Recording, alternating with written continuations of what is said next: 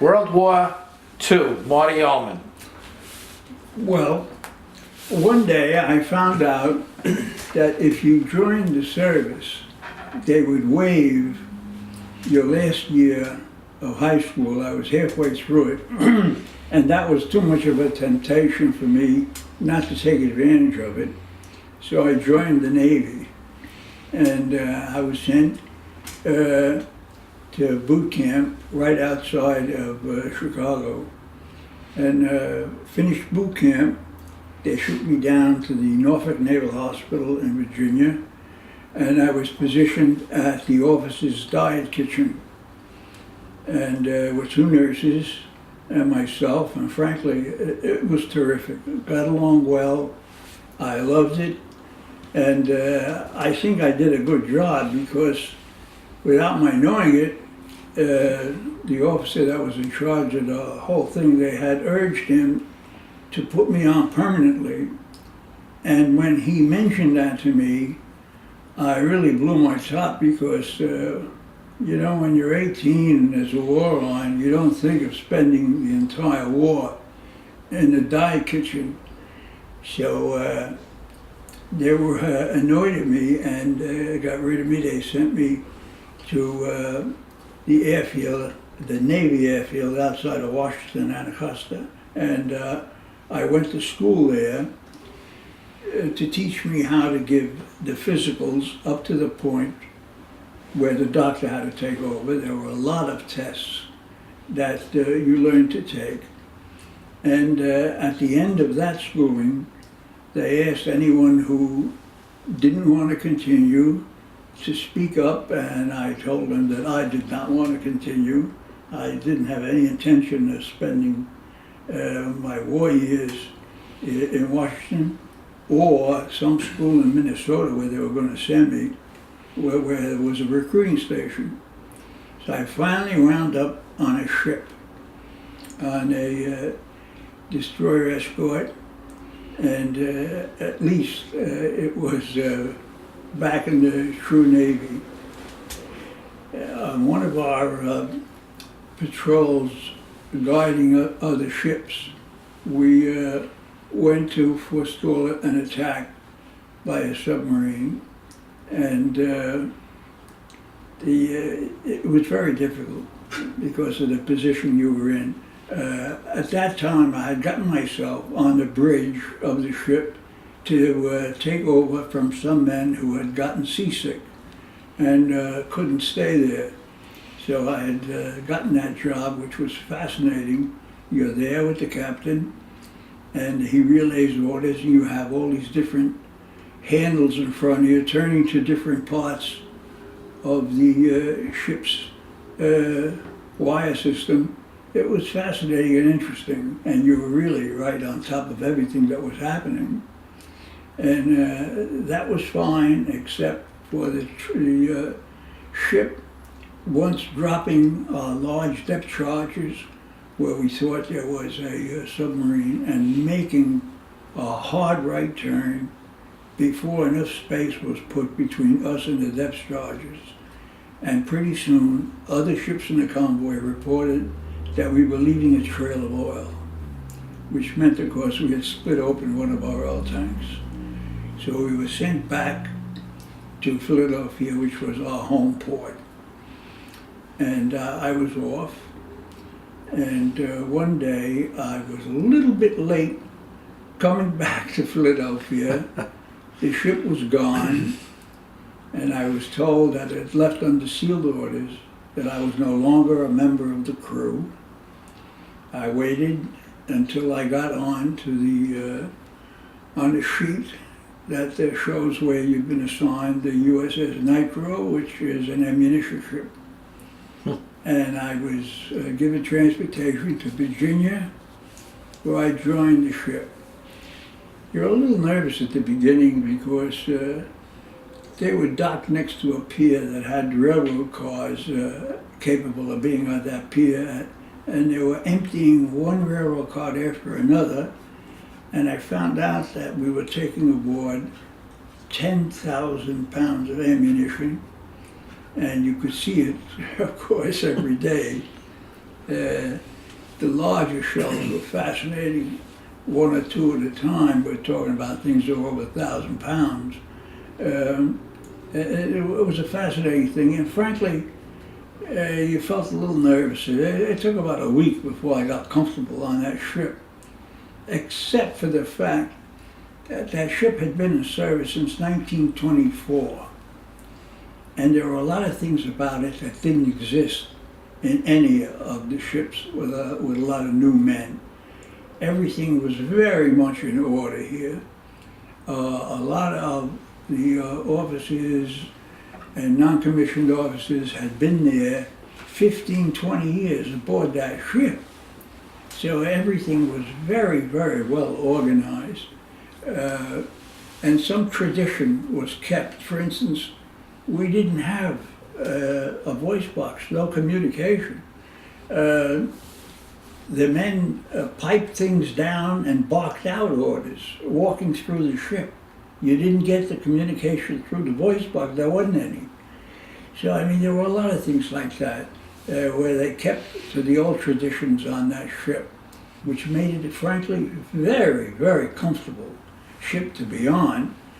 Also, it wasn't a large crew, because ammunition, of course, is handled by the buoys, the swinging back and forth. You don't need a lot of men for that.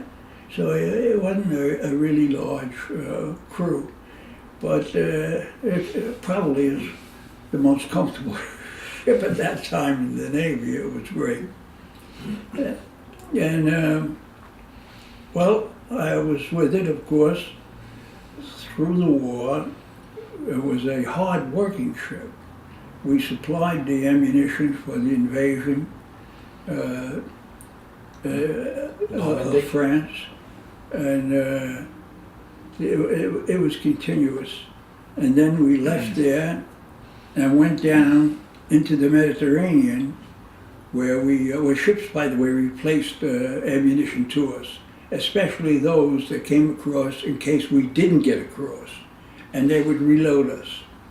We went down to the Mediterranean for the invasion of southern France. It didn't get much publicity, but southern France was also invaded by American forces.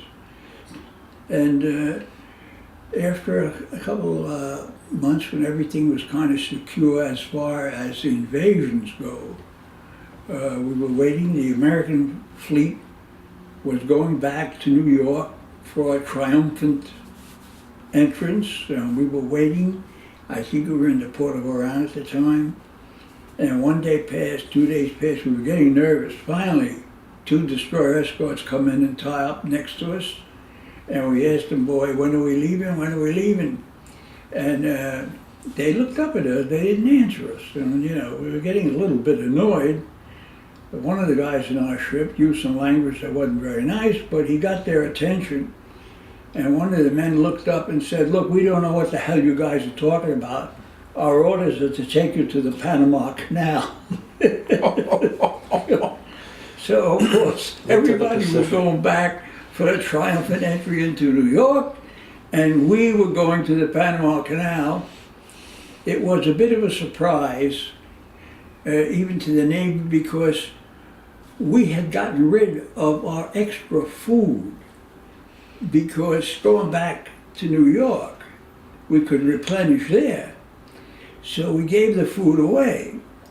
So for the entire trip from the Mediterranean to the Panama Canal, we had beans, and there was a supply of canned apricots for some reason.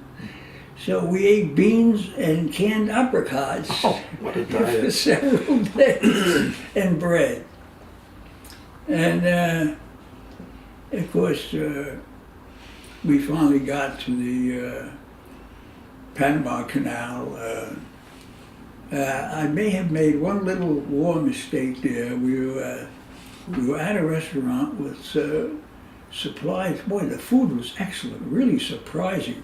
There are about 6 of us sitting, and there's a young lady, a pretty young lady, sitting next to each one of us. Supplied, of course. They work in the restaurant. You're supposed to buy them drinks. These were not, everybody always thinks for the Navy, you know, they're whores. Well, no, if these women left the restaurant, they were fired. They were there simply to give you some female companionship and to get you to keep drinking. But it was fun. I mean, you know, we had very little reason to spend money aboard ship, so who cared? And they were charming. It was a hell of a lot of fun. One woman kept bothering us that she sees, you know, that all of a sudden you guys are here with escorts and all those other ships. What the hell's going on? There's something going on. And we said, look at us, we're sailors, for Christ's sake. Would we know? Well, she kept coming back. And finally I figured, let me tell her something to get rid of her. She's really, you know, annoying everybody. So I told her, all right, if I tell you, leave us alone. Yeah. I said, all right, we're going to invade the Philippines. Which, of course, didn't mean anything. Well, we left, picked up some more destroyers outside San Francisco and heading out to the Pacific. And about 8 days later, we're like a half a day from the Philippines, and there's a paper published, mimeograph sheets given out every day. That's your newspaper every day. So I get the mimeographs, and the headline of it was that American troops stormed the shore on the Philippine Islands. Yeah, I figured, And she was a spy, I right? figured, oh shit. I had to open my big mouth. And, What was the story with the beer? pardon? The beer. Beer? Remember when you said the ammunition or the beer? Oh yeah. Well, when we got to one of the islands there, they wanted, it was a small island, they wanted the beer that we had for them. And our officer wanted to get rid of the ammunition. We had been bringing them faulty ammunition that we had gathered. And they didn't want to do it, they wanted the beer. So she said, well, no, I mean, you have to get rid of this damaged ammunition. So our commanding officer asked for theirs. And it was very strange. An island that was no bigger than 2 city blocks. They came back and said they can't find him. So our commanding officer was not a fool. He said, unload the beer. So we unloaded the beer in order to get rid of the damaged ammunition that we had aboard, which we managed to do. And the work in the Pacific was pretty much going from place to place. And sometimes, of course, there were horrors. In the fleet area, Mogmog, this area where the fleet hung out, they were supposed to be secret, but I don't know how secret it was because kamikaze planes came over. One of them hit the aircraft carrier next to us. And we're standing there, frankly, you know, you're a spectator, what are you going to do? We're watching it burn, one end of it. The plates got red hot, then white hot. Then they must have hit a place where they kept their ammunition because all hell broke loose and stuff started flying all over the place. And we all ran for shelter. And shelter to the left was closer. It was under one of the gun shields. I tried running as fast as I could and take a wide step to bring my head down, but I didn't do it well enough. My head hit the steel plate. I bounced back like a ball and was laid out. Half the men were laughing and the other half dragged me under to safety. However, I had a big red swell on my forehead. When the doctor saw it, he made me go to bed for a day. That was a big laugh. I became a patient in our own sick bay. While he made sure that there was nothing more wrong with me. And, well, that's the way it was there. just feeding the different ships, and we finally were leaking so much oil because the ships next to us naturally keep banging against us, you know. So eventually you're going to loosen enough bolts. So they sent us back to the States, and we hit the States VJ Day Oh. in Seattle. The people were so busy celebrating, we couldn't get any ships to take us ashore for 2 days before we managed to get ashore to celebrate. Wow. Yeah. Wow. Yeah. Well, that was something. And after that, by the way, we also started to take on water then.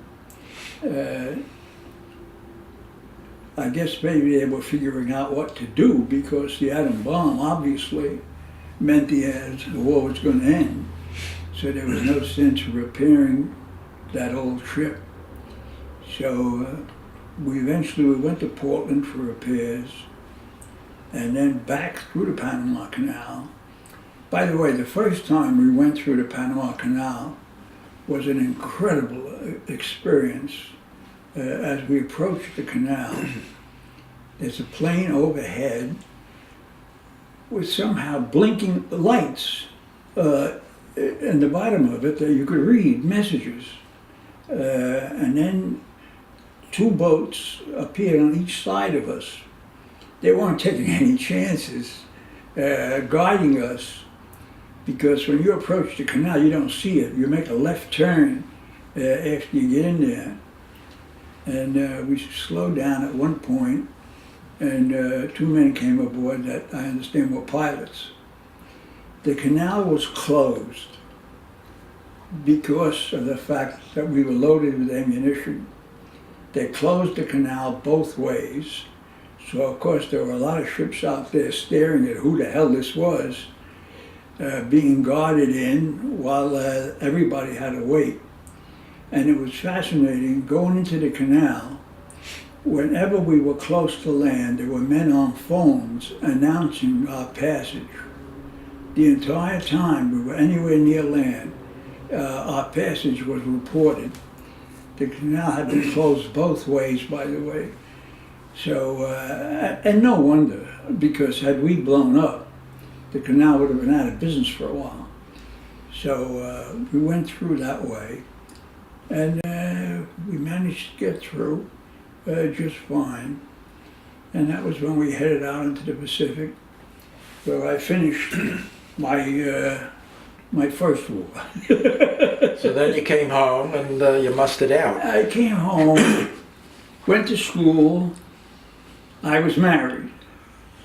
So when the guys all joined the, what do you call it, where the men join up and serve once a month. Oh, reserves. Reserved, yes. So I figured, I don't think my wife would go for that. But after watching the guys enjoying themselves one day a month for 3 months, I asked my wife, I said, do you mind if I go? She said, no, go enjoy yourself, it's all right.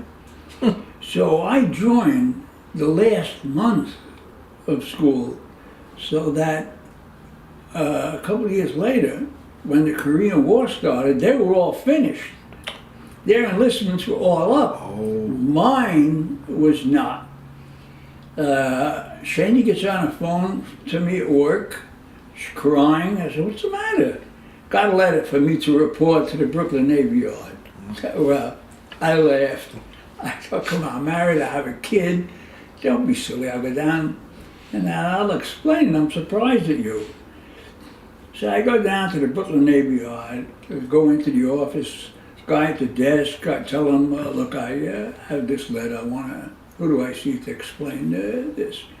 He said, oh, fine, sir, go right through that door. As I turned to leave, though, I didn't like his expression of welcome aboard. So, 2.5 months later, I landed at airport K-50 in Korea. The senior corpsman Lighting Company, 3rd Battalion, 5th Marines. And eventually, of course, they took trucks to the bottom of the mountain there, and then you had to march. And I got to my company, where I had 6 corpsmen under me, and I was with, of course, the headquarters group. Thank God I got along very well with the commanding officer. He never, ever interfered with me one bit. Some of the young officers were a big pain, but I didn't get it from the officers, and I didn't have to take much from them too. One guy was bad. Are you interested in this kind of stuff? I want the whole thing. Well, probably the ugliest incident, a man got a slight foot injury, and instead of him getting me, I was with the headquarters group, you're separated on the line a little, and he went and called for a helicopter to take the guy in. The helicopter arrived, they took him, and when the helicopter got to the base, the forward base, the doctor blew his stack. Not only was this not an injury that needed a helicopter, but only one man. Well, he was more than furious. I got a messenger telling me I was wanted on the phone. I had to go over to the headquarters group where they had that portable type phone thing, and he told me that from now on, only I could order a helicopter. I could tell that he was burning mad, but he didn't want to completely blame me for what happened. But it was bad enough being told that, because I really felt at that point that my chances of coming down without a scratch got small, because it meant I had to run to each platoon's position to verify the damage before I could get a helicopter. Right. You would think somebody was writing a script, because who gets attacked? But the guy who started this whole nonsense in the first place, this young hotshot from Boston, I get a call from him. I go up there and he is furious. He's beside himself yelling at me. At first I didn't know why. He had several wounded men, seriously wounded, and of course he was told that he couldn't order a helicopter. He would have to get me. So of course that made him pretty angry. So I told him, all I could think of was to tell him that these men were no longer under his command, they were my patients, and I turned away from him. And sure enough, treating those that I had 4 unconscious men. It's very hard for civilians to understand that somebody like me with no medical background had to make the decision of what 2 am I sending, because they would only give me 1 helicopter.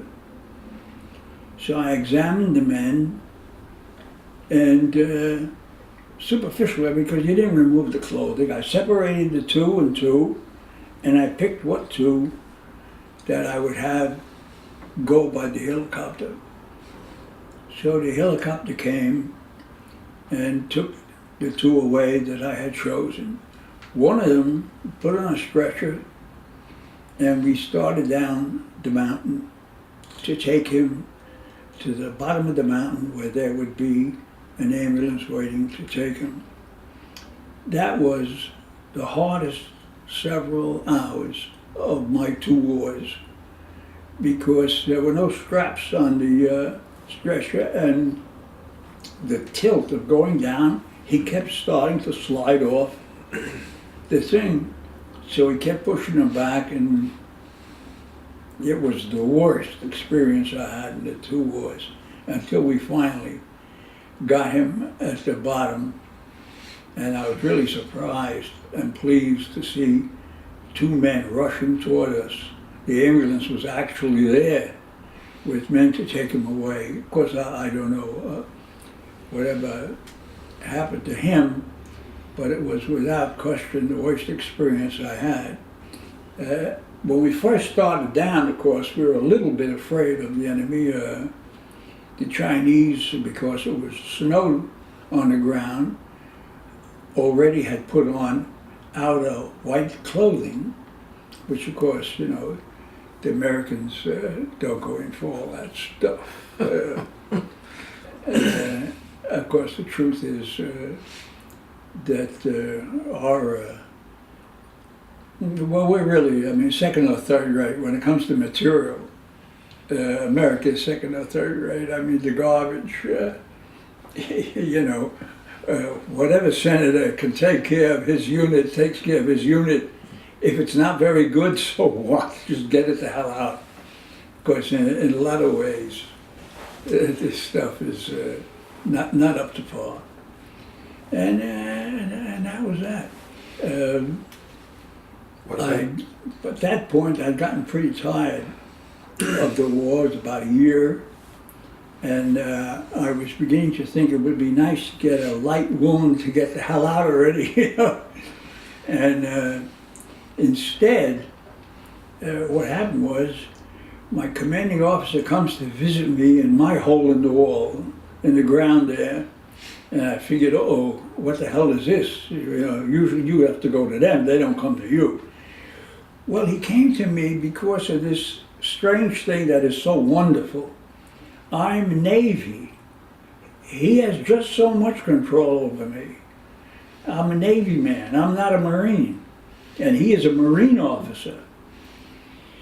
So what he's telling me is that he's taking over the Fort Deuces unit, the 4.2 mortar unit. And he wants me to be his senior corpsman, which means that I have to ask to be transferred to that. He, as a Marine officer, nobody would listen to what he had to say. You didn't have the authority. Yeah. So, you know, as tired as I was to get the hell out, I must admit, I mean, I have an ego too, you know. I was proud and pleased that he wanted me to come and take over for his new assignment. So, of course, I said yes. 2 days later, a messenger came and told me that he wanted to see me. So I go up to his hole in the wall there, and he's got bad news. So I figured, Jesus, somebody got it now. Ooh. He says, Surgeon General said you can't go back to the line anymore. You've had it. Well, wow. In all my life, I don't know if I ever had a greater thrill. I mean, every red blood corpuscle I had was screaming with delight. Mm. And to this day, I often wonder, did I act sad, like, oh gee, I can't go with you, you know, to the new outfit? And well, it took about a day. I hear there's somebody up there looking for me. I let him find me, and he took me back down the mountain to a jeep. And I was taken to what they call a strip, actually. I mean, it's just a little bit of a flat ground. And he said, you got to be here about 5:30, 6 o'clock tomorrow morning. The mail plane will come in. They'll pick you up, but you have to go over to them. They will throw the mail out and leave. You got to go right over there. So that's what happened. What about those 2 stories you had mentioned once before? Your friend who, to stay awake at night on the hill with the hand grenade? Oh, yes. Oh, yes. I had a friend, It's hard if you're not familiar with frontline activity, because I was like maybe 60 feet behind the front line. Well, that was already a luxury. I mean, it was different. The people at the front line have like open slits which they can look across to see the enemy advancing of any kind. There's no protection for them whatsoever. On purpose, they have machine guns there waiting to be used. So this one guy, another older guy, Second World War veteran, who kept urging me to come up there. You know, he wanted to show me, you know, what it was like up there. He wanted me to. Well, I kept putting him off. Finally, I couldn't put him off anymore. I said, all right, for Christ's sake, I'll come visit. So I go up there, and I'm sitting looking out, and I figured, my God, you know, it was 10 to 15 below zero at night there.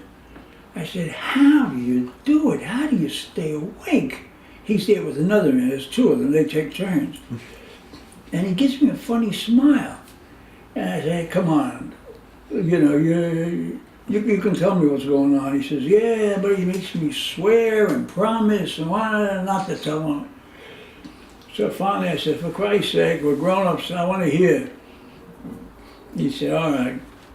He takes a grenade and takes the pin out of the grenade. He's holding the handle down. If the handle flies off, he's got around roughly 5 seconds. He says, this is what I do. Well, I hit the ceiling. Are you crazy? In other words, if you do fall asleep, you're a dead man. Nah, but you don't fall asleep. Believe me, you don't get sleepy. Well, I started to argue with him, and we were about to have a fist fight, but he was bigger than me. So I called it, and he made me promise that I would not tell anybody. And by the way, there's, you know, grenades all over the ground there. So he puts the pin back, and I figured, this, I don't know how the hell he's gotten away with it this long. So I went back. Keep going. 2 days later, the Chinese attacked us. And the funniest thing is, he had put the pin back in the grenade, and at night, of course, you can't move, you can't get up or anything like that. Our own troops will shoot him. So at the bottom of the opening of the hole to the outside, he put his head down on his arms to take a little nap. And then the enemy attacked. A bullet was aimed for his head, no doubt, was a little low and hit his arm, shattered the arm. And when I got to him to help out, they held the line. When I got up to him to help out, I couldn't help smiling because of our experience 2 days before. And he was pretty upset and told me if I didn't wipe the smile off my face, he was going to wipe it off for me. I believed him, and I wiped the smile off my face. I did what I could for his hand and sent him down. And so much for that. Then you had that other story about the sergeant who put the gun in the holster. And... Oh yeah, oh yeah. I'm shooting a breeze with the guys, and this one sergeant comes in limping. What's wrong? Well, he turns to me, he turns aside to me, and I see his whole thigh is open and with a little bleed there. It was a terrible, terrible wound, and a peculiar wound. What happened? Well, a lot of the guys had their own short arms. They had their pistols. I'd been issued one, so I had a decent holster and a pistol. Of course, Korea, the rules about corpsmen were down. We were issued weapons. So he had wrapped it up and was careless about putting it back in the holster, and it went off and opened up his whole thigh. So I sought to write out a ticket for him to go down. He said, what are you doing? I said, I'm making out a ticket for you. So he says, no, you can't do that. I said, what do you mean I can't do that? He says, look, I'm a regular, I'm not like you. If something like this could put me back 10 or 15 years, I would have to give up the career altogether. I can't do it. You can't do it. I said, what do you mean I can't do it? For Christ's sake, we're talking about your life or death. Well, you have to try, you have to try. Well, he really was sincere about it. I said, look, I'll give it a shot. But if you get any serious fever, you're going down. So I did the best I could. We had, powders of stuff there, and I tried to tape shut what I could. And I told him, to try to keep any dirt out of it that you can, use it as little as possible, and we'll see if we can get away with it. So he left, and we managed, as far as I know, he healed without having to make a to-do about it and hurt his future with the Marine Corps. Right. There are a lot of incidents like that, by the way, and I'm sure there's many that I don't remember anymore, because if you're living in this sort of thing 24 hours a day, every day, you can understand that things happen.